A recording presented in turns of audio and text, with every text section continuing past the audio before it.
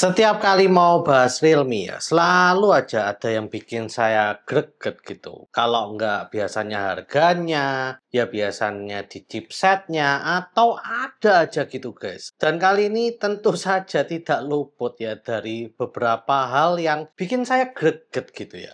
Pengen tahu apa itu? Langsung aja kita simak video kali ini guys.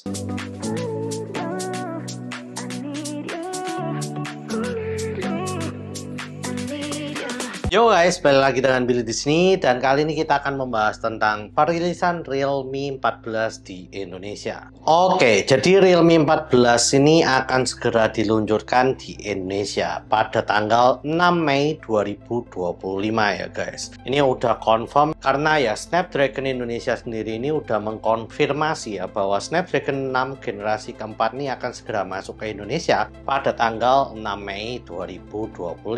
Nah, tentu saja bakalan muncul pertama kali di seri Realme 14. Nah, video kali ini tuh saya sebetulnya nggak pengen gitu ya untuk ngerosting Realme, tapi ya entah kenapa kok saya ini hobi banget gitu ya untuk ngerosting Realme. Bukannya saya pengen atau apa, tapi saya merasa nggak cocok banget gitu ya. Nah, kalian tentu tahu ya sejak Realme 11 tuh tampilan desain dari Realme itu elegan banget ya. Entah yang dia pakai layar depannya itu ada curve display-nya, terus tampilan belakangnya itu yang elegan, yang bagus. Pokoknya kesan-kesan elegan itu begitu terpancar. Sampai ke desain Realme 14 Pro dan juga Pro Plus-nya pun juga masih tetap sama. Dan saya sih juga sudah suka gitu ya dengan konsistensi dari Realme ini. Nah, sampai pada ke Realme 14 yang versi biasanya, malah Realme ini agak aneh menurut saya karena dia menampilkan desain yang mecha banget. Jadi mecha desain yang gaming banget gitu ya. Dan mecha desainnya ini hanya pada satu warna, yaitu pada warna silvernya aja guys. Untuk warna-warna lainnya itu nggak memiliki desain mecha. Jadi kayak dia udah ngasih mecha desain tapi nggak ke semua desainnya gitu. Itu menurut saya lebih aneh lagi gitu guys. Kayak memaksakan bahwa Realme 14 ini jadi HP gaming tapi kok kayak setengah-setengah gitu. Nggak semua desainnya itu ya udah kasih aja mecha desain supaya orang bisa milih mau warna apa yang mereka mau beli gitu ya.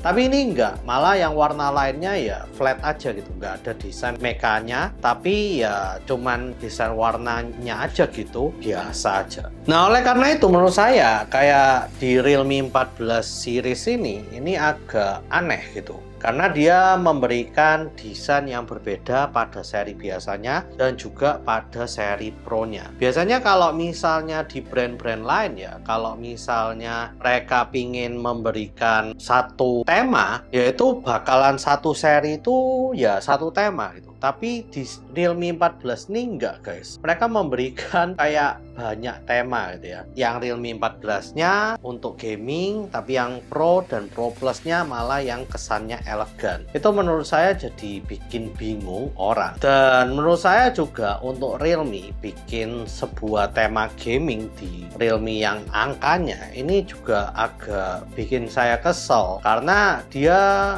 dulu lebih ke arah desain dan juga kamera, tapi sekarang malah ke lebih performanya gitu. Mending kalau memang kamu niatnya di performa, langsung aja bawain Realme GT 7 gitu ya ke Indonesia kayak. Bukan malah kayak ngasih ya Realme yang angka tapi dengan mecha design. Menurut saya ini adalah langkah yang agak membingungkan gitu ya untuk para penggunanya. Nah, lalu guys, ini juga saya ingin membahas hanya dari segi chipsetnya ya. Dari segi chipsetnya di Realme 14 ini menggunakan Snapdragon 6 generasi keempat, dimana itu menurut saya udah cukup bagus banget ya untuk sebuah HP basic. Dan Snapdragon 6 generasi keempat pun itu Antutunya katanya dia ada di 760 ribuan, dimana kalau saya lihat ya secara skor angka GPU-nya itu di 140 ribuan, kurang lebih mirip dengan MediaTek Dimensity 7300 guys. Dan dia juga mempromosikan agar untuk bisa main game secara nyaman.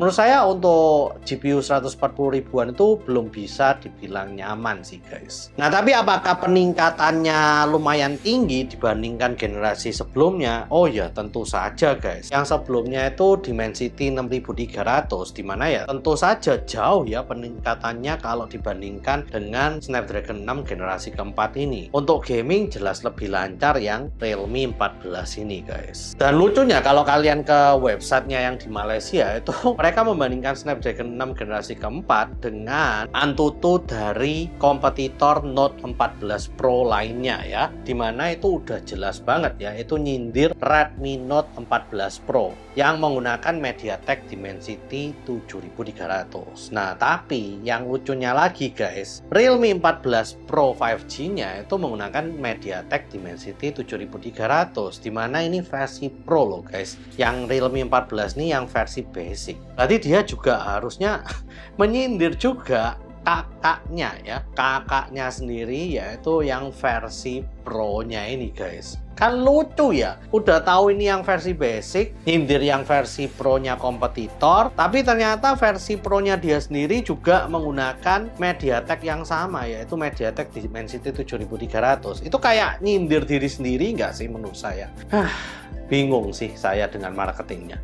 Nah lalu yang versi Pro Plus-nya itu menggunakan Snapdragon 7S generasi ketiga, dimana kalau kalian lihat secara Antutu guys ya itu ya mirip-mirip aja, kecuali GPU-nya dia udah 200.000. GPU-nya ini yang mungkin menjadi faktor lumayan pembeda ya, karena bedanya 60.000, tapi ya tetap aja guys 7S Gen 3 itu ya nggak sampai yang wow banget gitu ya untuk bermain game. Wah, jadi saya agak bingung gitu ya dengan marketingnya dari Realme yang versi 14 series ini, karena ya menurut saya agak aneh gitu. Untuk main game juga nggak senyaman itu, tapi ya saya ngerti di versi basic dia bisa memberikan Snapdragon 6 generasi keempat, ini udah oke banget gitu ya. Nah yang nggak oke mungkin hanya di harganya guys. Yang pasti harganya yang Redmi Note 14 Pro 5G itu ada di harga 3 jutaan. Nah kalau nanti misalnya Realme 14 yang 5G ini itu harganya 4 jutaan, ya udah nggak masuk gitu loh guys. Mereka kayak mau nantangin pesaingnya tapi harganya itu nggak semurah itu. Kalau saya lihat di Malaysia itu harganya 4,5 jutaan soalnya, sedangkan Redmi Note 14 Pro 5G sendiri harganya udah 3 jutaan. Jadi kalau mereka mau nantang dari segi performa aja tapi harganya tetap lebih mahal, ya menurut saya tetap nggak worth it gitu loh. Ya nanti kita lihatlah tanggal 6 Mei ini kira-kira harga Realme 14 ini bakalan gimana. Untuk kamera sih yang Realme 14-nya cuma 50 megapiksel gitu doang sih. Itu yang di kamera belakangnya. Terus yang versi 14 Pro-nya juga menggunakan 50 megapiksel tapi sudah Sony IMX882.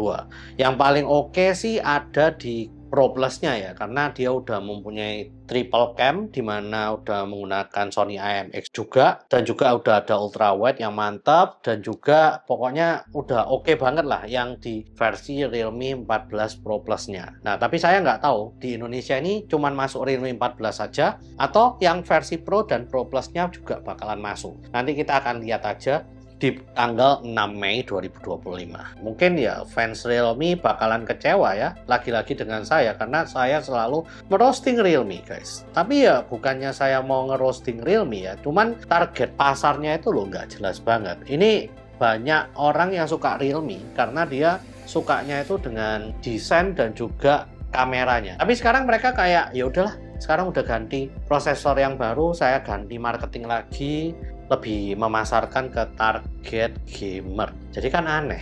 Jadi kayak saya udah suka dengan satu brand, saya sudah suka dengan satu seri yang selalu konsisten dengan desain dan juga kameranya, tapi ternyata sekarang balik lagi ke performa. Itu jadi membingungkan sih menurut saya. Oke, mungkin itu aja. Please share, like, and subscribe jika kalian suka dengan video kali ini. Komen jika kalian ingin ngobrol-ngobrolin tentang Realme 14 series. See you guys di video selanjutnya.